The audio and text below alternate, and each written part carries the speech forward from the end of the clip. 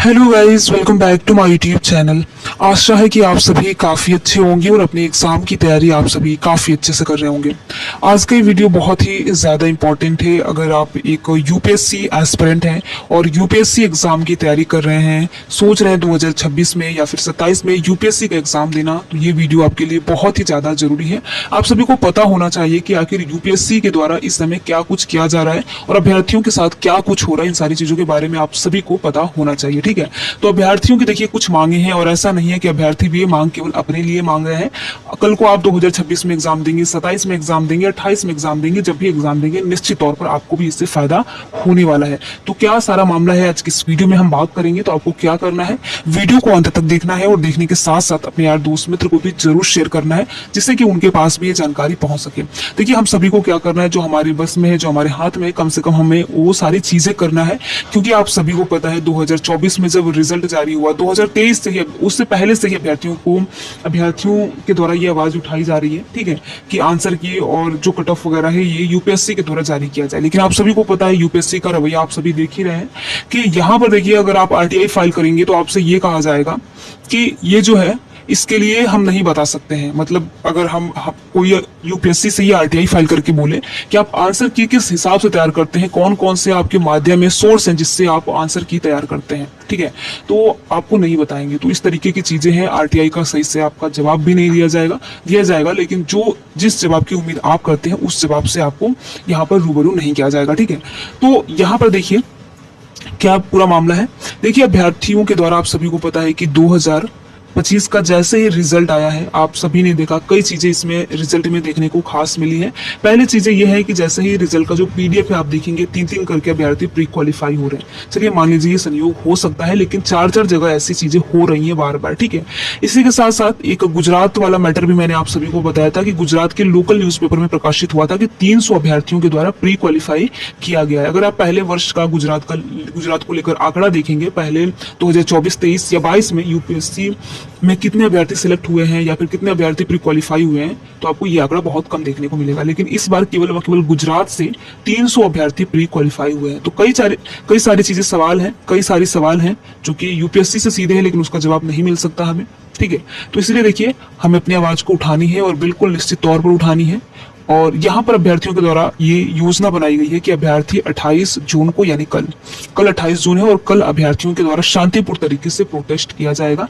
यानी कि अपनी बात को बिल्कुल शांतिपूर्ण तरीके से रखा जाएगा शासन प्रशासन सरकार के पास, ताकि सरकार के पास आवाज जाए, सरकार के पास वो बात पहुंचे, यूपीएससी के पास वो बात पहुंचे। ठीक है, तो यहाँ पर अभ्यर्थियों की 3 मांगे हैं कुल मिलाकर, जिसमें पहली मांग अभ्यर्थी की आंसर की को लेकर है। क्योंकि देखिए, आंसर की का जो मैटर है बहुत पहले से ही अभ्यर्थी लगातार प्रयास करें और आज तक अभ्यर्थी प्रयास ही कर रहे हैं कम से कम आंसर की यूपीएससी के द्वारा जारी किया जाए। जैसे कि राज्य का अगर आप पीसीएस एग्जाम देखेंगे, जो कि राज्य का प्रतिष्ठित एग्जाम होता है, वो लोग भी जो आंसर की है, यानी कि यूपीपीएससी आयोग भी या कोई भी पीसीएस आयोग भी जो पीसीएस का एग्जाम कंडक्ट होता है, उसका 2-3 दिन के बाद लगभग क्या करते हैं कि आंसर की जारी कर देते हैं। तो फिर हम यूपीएससी से उम्मीद क्यों ना रखें, क्योंकि यूपीएससी में आप सभी को पता है कि कई लाख अभ्यर्थी एग्जाम देते हैं। आप सभी इस बात से भी वाकिफ है कि सबको सफलता नहीं मिल पाती है, अभ्यर्थियों को असफलता भी मिलती है, लेकिन अभ्यर्थी असफलता को भी स्वीकार करते हैं, क्योंकि कमियां रहती है तो स्वीकार करना भी बनता है। तो अभ्यर्थी स्वीकार भी करते हैं, लेकिन अभ्यर्थियों को देखिए केवल और केवल यही चाहिए कि कम से कम यूपीएससी से यही अभ्यर्थी उम्मीद करते हैं कि आंसर की टाइम से जारी हो जाए। अब ये नहीं कि आप 1 साल बाद जारी करें, जिससे कि अभ्यर्थी खुद ही भ्रम में 1 साल तक जिए कि हमने कहाँ पर सही किया, कहाँ पर गलती किया, कौन सा हमारा पेपर, कौन सा जो हमारा सब्जेक्ट है बहुत वीक है, कौन सा स्ट्रॉन्ग है, यही नहीं पता चल पाता है। ठीक है, तो यहाँ पर देखिए अभ्यर्थियों की पहली मांगे ये है आंसर की को लेकर कि यूपीएससी के द्वारा आंसर की जारी किया जाए। कम से कम 2-3 दिन पहले आप जारी, 2-3 दिन बाद अगर आप जारी नहीं कर सकते एग्जाम के, तो कम से कम रिजल्ट के 2-3 दिन बाद जारी कर दीजिए। अभ्यर्थियों की मांगे हैं, क्योंकि देखिए इस बार का रिजल्ट 14-15 दिन में जारी हुआ है, और जैसा कि यूपीएससी पिछले 3 सालों में यही कर रहा है कि 14 से 15 दिनों के बीच में आपका यूपीएससी प्री का रिजल्ट जारी हो जा रहा है। तो क्या मतलब है, आप थोड़ा सा भले ही रिजल्ट लेट में देते लेकिन आंसर की के साथ देते तो अभ्यर्थी संतुष्ट भी रहते हैं। ठीक है, इतना जल्दी रिजल्ट भी देते हैं, उसमें इतनी सारी चीजें देखने को मिलती है, अभ्यर्थी बिल्कुल खुश नहीं रहते हैं रिजल्ट से, और कई प्रश्न रिजल्ट पे सीधे उठाए जाते हैं। तो क्या मतलब है 14 15 दिन में रिजल्ट देने का। भले ही आप 1 महीने लगाते, 45 दिन लगाते, लेकिन रिजल्ट बिल्कुल सही से देते और रिजल्ट के साथ आप कट ऑफ वगैरह देते, मार्कशीट भी अभ्यर्थियों का देते, तो फिर यूपीएससी से कोई प्रश्न ही नहीं रहता। ठीक है, तो ये सारी चीजें, ये तो पहली मांग है अभ्यर्थियों की कट ऑफ को लेकर।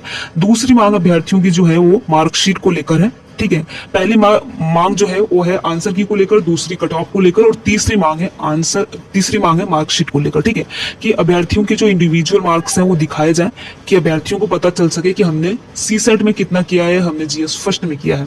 ठीक है, तो कुल मिलाकर अभ्यर्थियों की ये 3 मांगे हैं। अगर आप 3 मांगों से सहमत हैं तो आप अभ्यर्थियों के प्रोटेस्ट में जरूर शामिल होइए, क्योंकि देखिए इससे ये होगा कि अगर अधिक संख्या में अभ्यर्थी रहेंगे, अधिक संख्या में अगर अपनी बात को उठाएंगे, तो फिर यूपीएससी पे या फिर सरकार पे ये बहुत ज्यादा प्रभाव, अच्छा सकारात्मक प्रभाव हमें देखने को मिलेगा।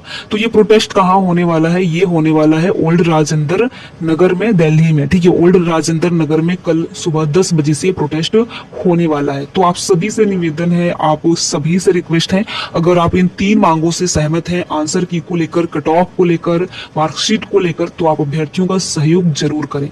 अगर आप दिल्ली है, दिल्ली के आसपास है, तो जरूर जाएं। ठीक है, ओल्ड राजेंद्र नगर में आप जरूर जाएं। अगर नहीं जा सकते तो ऐसे जो भी वीडियोज है, ये नहीं कि बस मेरा ही वीडियो, यहाँ पर मेरी वीडियो की बात नहीं हो रही, आप कोई भी ऐसा वीडियो देखिए तो उनको जरूर शेयर कीजिए, जिससे कि ये होगा कि ये वीडियो जितने ज्यादा शेयर होंगे उतने लोगों तक पहुंचेंगे, उतने अभ्यर्थियों तक पहुंचेंगे, जिससे ये होगा कि हाँ, आवाज उठाई जा रही है। अब ऐसा नहीं है कि सब लोग शांत हो जाएं तो फिर बहुत ज्यादा प्रभाव पड़ने वाला नहीं है। इसलिए आप इस वीडियो को ज्यादा से ज्यादा शेयर कीजिए, जिससे कि सभी के पास ये जानकारी पहुंच सके कि कल यानी 28 जून को हमें 10 बजे उपस्थित होना है ओल्ड राजेंद्र नगर में। हमारी कुल 3 मांगे हैं और इन 3 मांगों को देखिए, आप अगर इन 3 मांगों को उठाएंगे तो निश्चित तौर पर ये मांगे ऐसे भी नहीं है कि बिल्कुल ना मिल सकते हैं, बिल्कुल मिल सकती हैं, और ये चीजें जो है बिल्कुल हो सकती हैं। क्योंकि देखिए अभ्यर्थी पहले से ही प्रयास करें और सभी को यही लग रहा है, देखिए ऐसा होना भी चाहिए, और सभी एग्जाम में लगभग ऐसा ही देखने को मिलता है कि आंसर की पहले जारी किया जाता है, कट ऑफ जारी किया जाता है, और उसके बाद मार्कशीट अगर जारी किया जाए, क्योंकि लास्ट में तो किया ही जाता है, 1 साल के बाद ये सारी चीजें तो की ही जाती है, ऐसा नहीं है नहीं किया जाता यूपीएससी के द्वारा, लास्ट में चीजें की जाती है। अगर वही 1 साल के बदले में हमें 15 दिन 20 दिन पहले रिजल्ट के साथ ही ये सारी चीजें पता चल जाए, तो सोचिए कितना अच्छा रहेगा। जो अभ्यर्थियों की एक प्रिपरेशन है वो भी बहुत सही डायरेक्शन में जाएगी, और बाकी जिनका 3rd अटेम्प्ट है या फिर 4th है या फिर लास्ट अटेम्प्ट है, वो भी बहुत सोच समझ कर आगे कदम बढ़ाएंगे। तो इसे देखिए निश्चित तौर पर सभी का फायदा होने वाला है। अगर आप 2026 में एग्जाम देने वाले हैं तो, या फिर अगर आप 2027 में एग्जाम देने वाले हैं, तो ये मत सोचिए कि आपको 27 या 28 में एग्जाम देना है, क्योंकि अगर ऐसा कुछ होगा तो निश्चित तौर पर सभी को फायदा होगा। 26 वाले अभ्यर्थियों को भी फायदा होगा, 25 वालों को फायदा होगा, सभी को फायदा होगा। ठीक है, तो आप सभी, अगर आप एक यूपीएससी एस्पिरेंट हैं और यूपीएससी एग्जाम की प्रिपरेशन करते हैं, किसी भी शहर किसी भी राज्य से हैं, तो अभ्यर्थियों को आप जरूर सहयोग कीजिए। आपसे जितना हो सके वीडियो को लाइक शेयर जरूर कीजिएगा, जिससे कि अधिक अभ्यर्थियों तक ये सारी चीजें पहुंच सके। वीडियो में लास्ट तक बने रहने के लिए आप सभी का बहुत बहुत धन्यवाद। आपकी क्या राय है, आप इन 3 मांगों पर किस प्रकार से सहमत हैं? अगर आपकी कोई और डिमांड है तो आप हमें कमेंट बॉक्स के माध्यम से बता सकते हैं। ठीक है, तो आप अपनी राय हमें कमेंट बॉक्स के माध्यम से जरूर बताएं। Thank you.